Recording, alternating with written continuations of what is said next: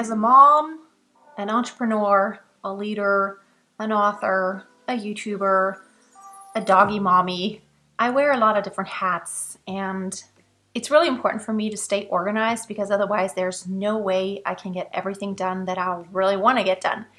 And the fact is that I want to make my life better in the future. Not that it's not good now, but I have a lot of things that I really want to accomplish just because I have so much fun doing those things. But of course, in the process, I don't want to lose myself and get into a stress. So in order to minimize stress, I follow some of the principles that I'm going to share today. So my work day starts usually with making me some tea, some herbal tea, and then I sit down, I start working, and what you have to do first that is so important is to create processes. I have created processes over the past few years. I do have a small team that I work with now, and in order to have a good workflow, I use some tools that I have really been loving, and we have a set workflow. Everyone knows where to go to find information, and we really communicate via Slack. We have Trello as a platform to have that workflow, making YouTube videos and all, especially for my main channel and this channel now too.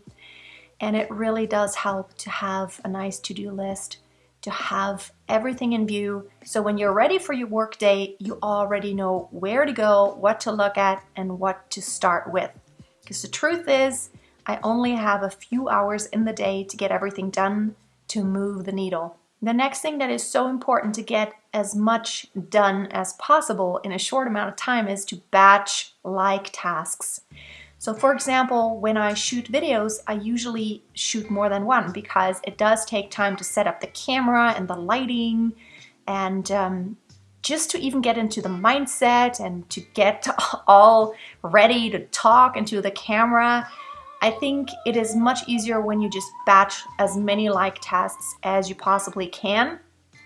What I do also in the afternoon is I do things that are okay to be interrupted. I try to focus on those things that should not have any interruptions, such as shooting videos when my daughter's at school. And then in the afternoon, I oftentimes sit down on the couch and then I will maybe do some editing, emails, and things that don't require quiet around me, and that has really helped me. So being really intentional about those things that need deep focus and those things that you can just kind of do on the side or that, a little bit here and a little bit there. The next thing that is so extremely important when you do get ready to do your focused deep work, turn off all distractions. Turn off your phone, turn off notifications. I have deleted a bunch of apps from my phone, and there's really only phone calls coming through and the personal messenger.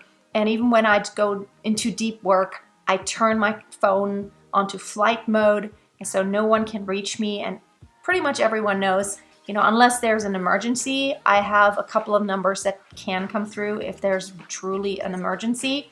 Other than that, no Facebook open, no social media, and no emails. So when I focus on one task, and that really helps you to get through something quite quickly. Which brings me to my next point, and that is the Pomodoro method.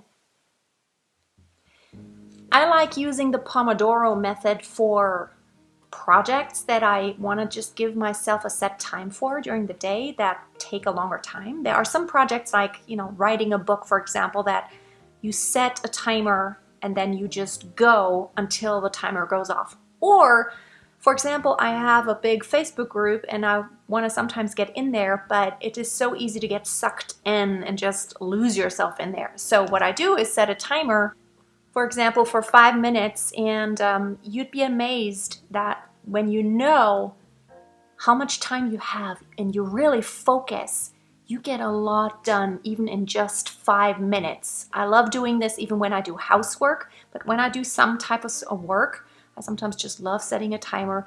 Or what I sometimes do, I just kind of check how much time I need to do a specific task. And that gives me a really good reference for the future how long that task may take, because sometimes we underestimate or overestimate how long something can take. Now, the way you're actually supposed to use the Pomodoro method is to set the timer for 30 minutes and then take a 5 minutes break, and then you run another 30 minutes and work really focused, and then take another 5 minutes break, and you do several runs like that. I think that's awesome, but I know how much time some of my tasks need, and for some tasks I have no idea. Like shooting videos is something, every video just takes different times, right? Some videos are long, some are short, and some take a lot more work than others. So that does work for some tasks while it doesn't work for others. Another thing that is so extremely important is to focus on relevant tasks. I mean, there are endless things we can be doing, but I always ask myself, is that really relevant to what I want to achieve in the end? Or is it something that is just, it's cool to have, but it's not really going to help me achieve the goal that I need to achieve or that I want? And so it's really important to sort out all those ideas that you have and all those tasks that you put on your to-do list and ask yourself, is that actually relevant? Or is it something that I could actually leave out and it wouldn't make a huge difference? Or is it something I can outsource? Maybe I don't have to do it. It's not in my zone of genius.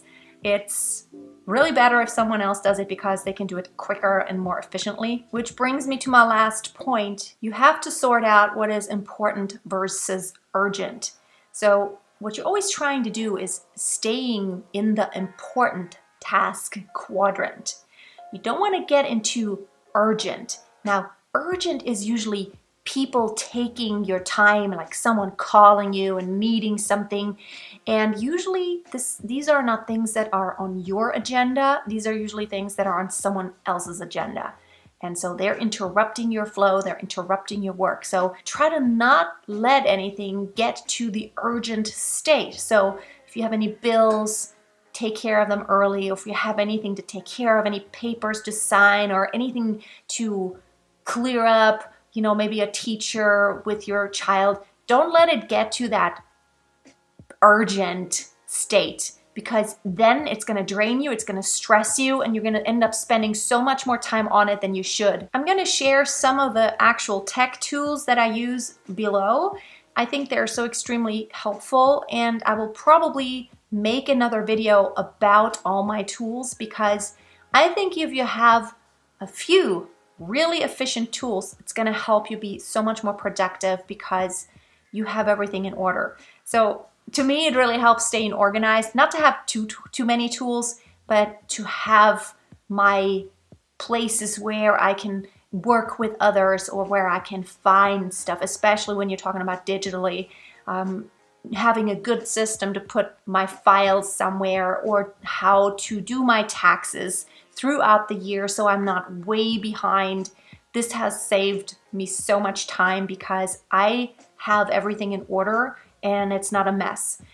Digital clutter is terrible because you really end up having a lot of time spent that, you know, just looking for stuff and asking for something again and redoing something just because you can't find it. Let me know in the comments, do you need help being more productive?